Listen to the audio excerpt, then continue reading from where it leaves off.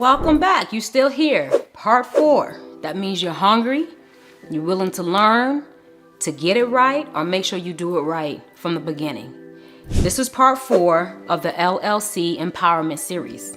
If you so happen to stumble on this video first, know that there's 3 other parts that you should watch first before you listen to this, because each part regarding the LLC, each segment builds upon each other. And so if you want a great understanding, build a strong foundation, start from part 1, learning about the history of the LLC, real brief overview.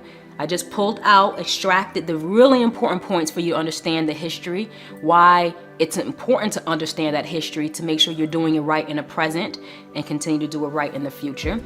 I talked about briefly other type of business entity structures in which you can operate, whether it's registering with your state or operating in a fashion where you don't have to register. And then I went on from there to talk about the different things that you should be thinking about when you are going to establish your LLC. What are some questions that you should ask yourself and answers that you should be able to answer to make sure the LLC is a great fit for you. And then from there, I started talking about the proper formation of the LLC. And in the last part, I just talked about part 3. I talked about just the beginning phases of getting ready to register an LLC, and or if you already have one existing, what are the proper things to do if you are doing business in other states, if you want to, convert to another type of entity, if you want to convert, if you want to leave from the original jurisdiction and go to another state. So kind of talked about that, and we want to continue building upon the proper formation.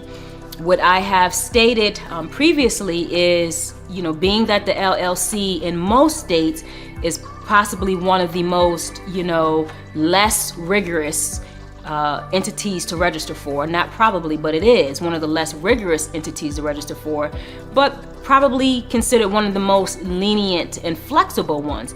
But that leniency can have us in legal trouble. So I want to talk about the proper formation of it.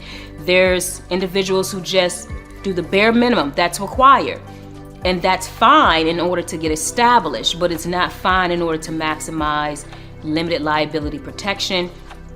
There are so many individuals out there now, online services that say they can just start an LLC for you, and they can, especially in states, again, where you have the bare minimum. It's easy to just push that paper